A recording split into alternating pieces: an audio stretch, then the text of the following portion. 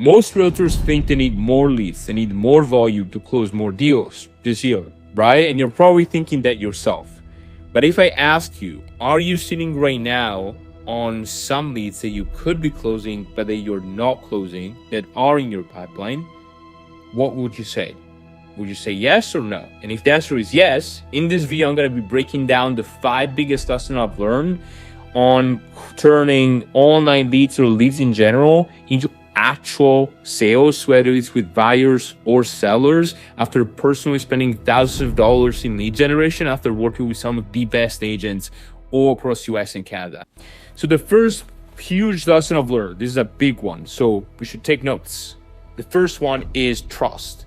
And this is by far the biggest problem I'm seeing right now in the market. Everyone is like, okay, how do we get the cheapest possible leads? How do we get cheaper leads? How do we get more leads? The problem with that is that oftentimes, like, you need to like think differently. Like, okay, what if, like, how do I get more deals when what's the biggest obstacle in getting deals right now? Most likely, some of the people that you call, they don't really trust you. Therefore, they see your name. They don't even know like what's going on. They pick up the phone. They don't recognize your voice or your name. Then they remember they probably requested something from a Facebook forum, from Facebook ad, 10 hours ago, and they, it was like 4 a.m. in the morning, and they don't even wanted it. Now they're gonna block your number and hang up.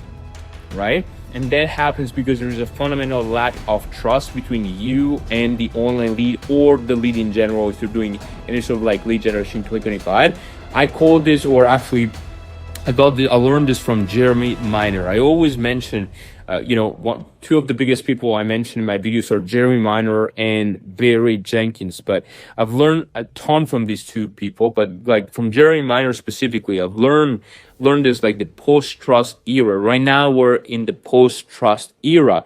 Like buyers in general, consumers are more skeptical than ever, right? And so if you just try to go like the common approach, run a cold lead, hopefully, and kind of hoping and praying to convert, then most likely you're gonna fail to convert more than 1 to 2% of these leads, right?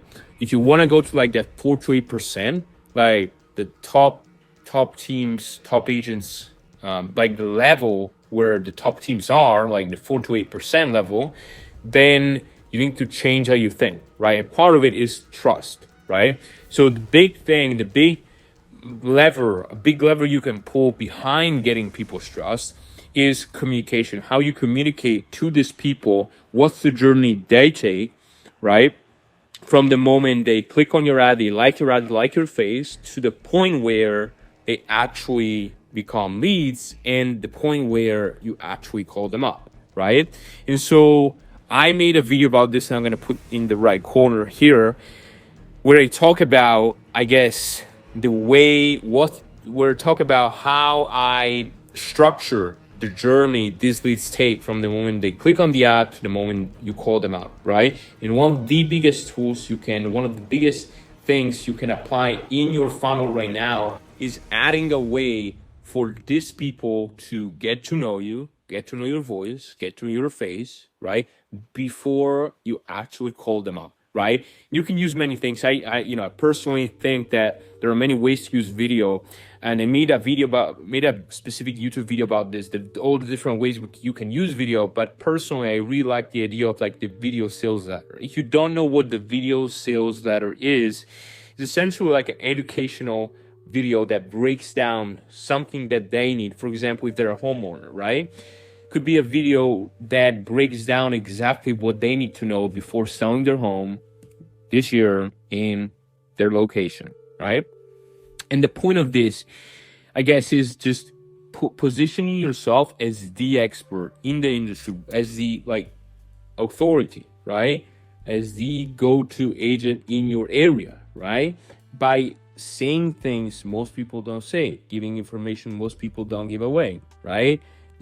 Going the extra mile and giving extra value to these people before, even ask for something, before you even call them up. Like, imagine if before calling, they watch maybe 5 to 10 minutes of a video where you tell them exactly what they need to know before selling this year, and they get to know your voice, your name, your face, your brand, right? And then on the caller ID, when you call up, they say, oh, like, this is John, I just watched his video, and you call them after 5 minutes, they opt in. Do you think you're gonna get better results?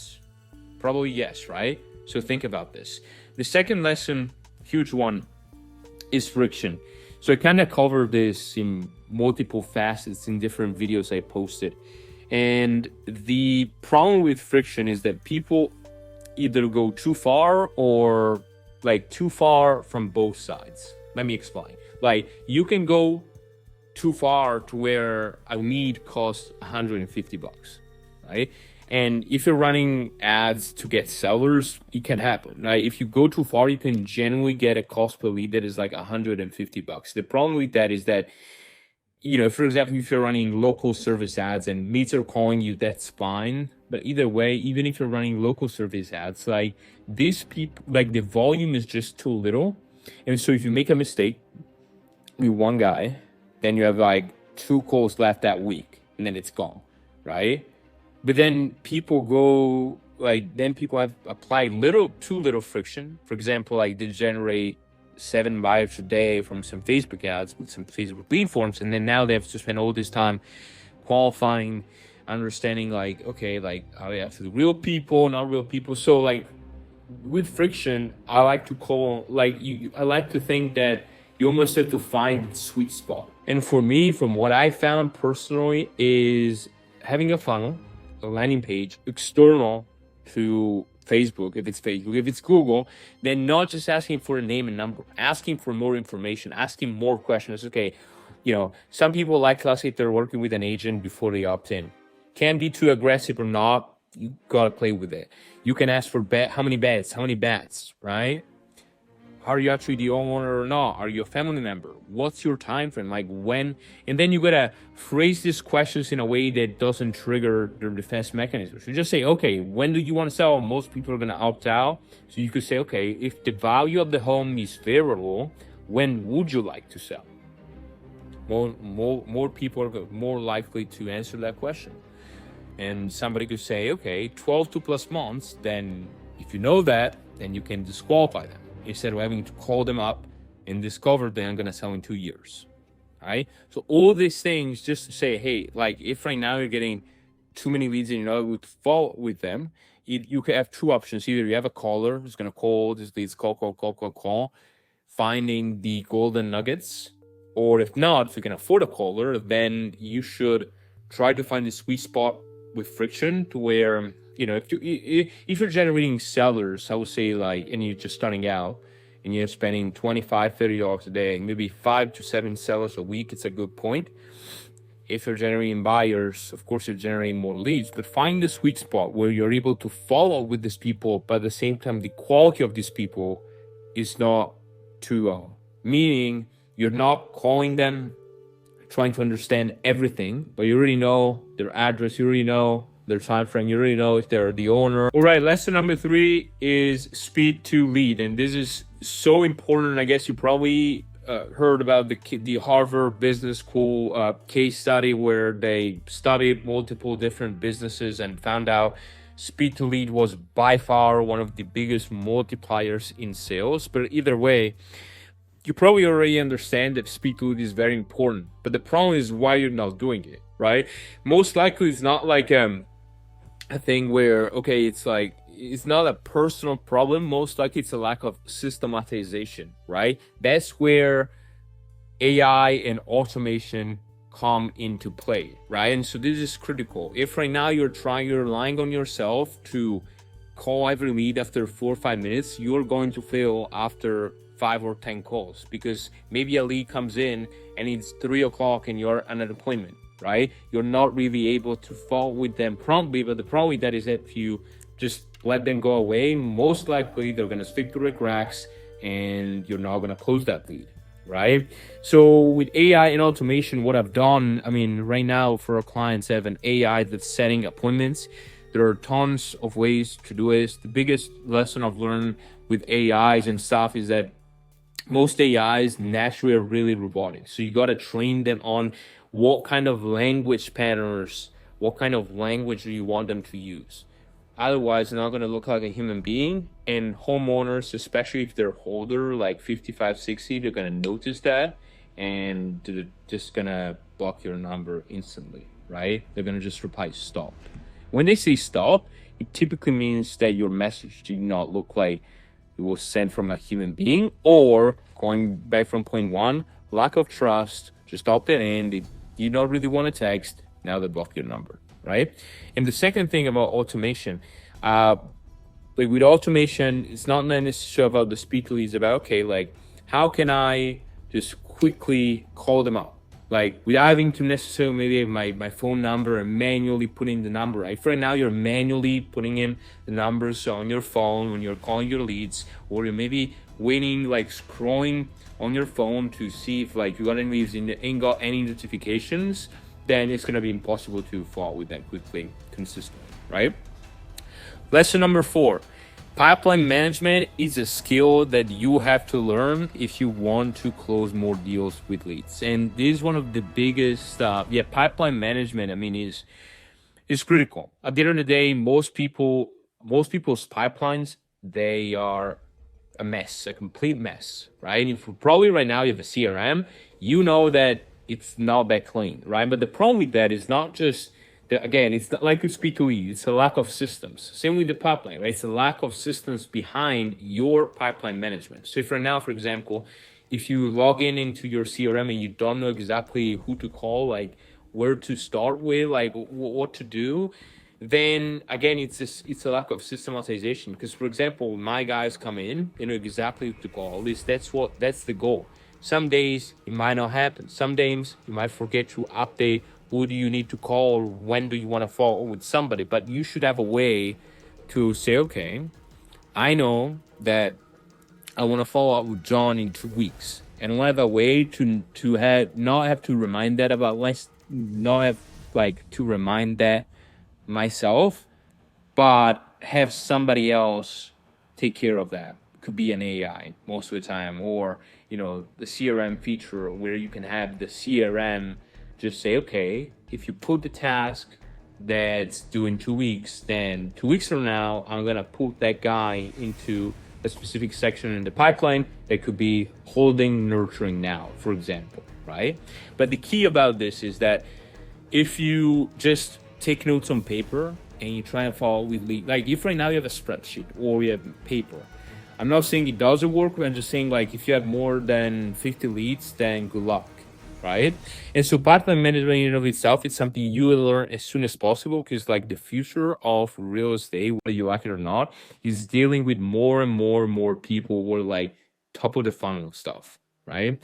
We're trying to go with people down the funnel, but the reality is that the reason why Zillow is like so successful is because Zillow is stealing people that are top of the funnel to you right now, and that is sending them to its agents, right? And that's the reality. Like the future is being able to deal with like a major volume, a major database. And so if your database is not going to be big, and you just have 50 people, well, you're not going to close many deals. So you got to learn how to manage your database efficiency.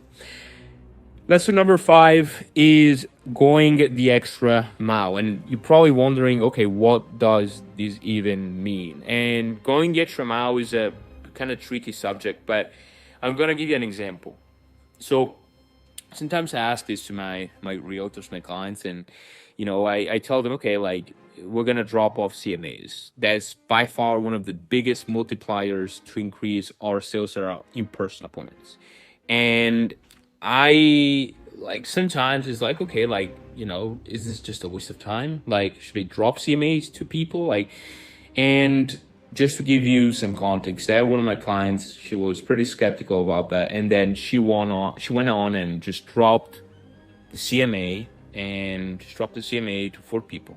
4 people. 2 of them opened the door. So long story short, the lady, they was 80 years old, and told her something that I found really interesting. Nobody does this anymore, right? As if she felt like the fact that she went in person is almost like something like something like on the lines of, okay, nobody really cares and they're sending me all these automated messages. You care enough to go in person and go above and beyond. If they feel you're willing to go above and beyond, then you close way more deals, especially with this. I say with the specific audience, especially if they're 50, 55, 60, older homeowners, they appreciate the fact that you're going in person. But this is just an example. Another example could be if you're calling your leads and then you quit after calling them like 2 times, then you're going to fail fundamentally. And the reason being is that the volume is just required to win just way more than that. Like I always remember this, one of my clients, his first ever listing, in-person listing appointments, was with a lead that answered the phone after 16 days. Most people would have called the lead a dead lead.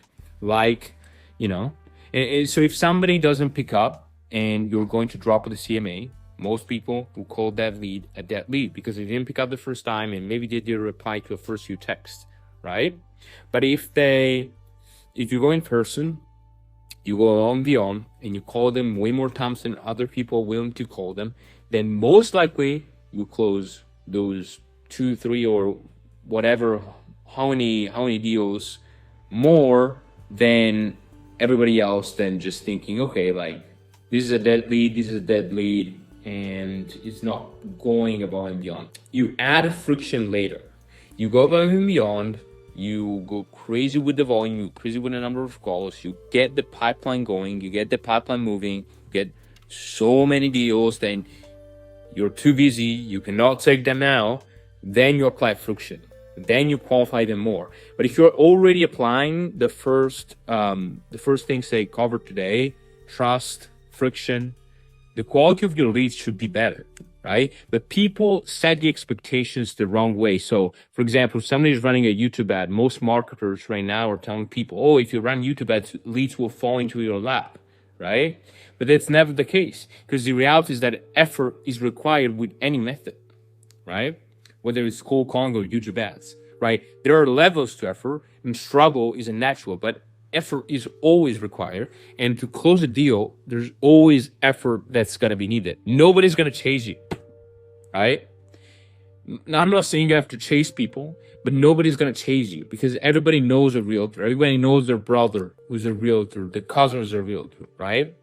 So you got to find a way not only to show that you're the expert, you're the best in town, but at the same time, be willing to put in the actions to show that you're willing to go above and beyond. And that's why you're different than all these other realtors. You're trying to get the commission check that instead you're going to get if you go the extra mile.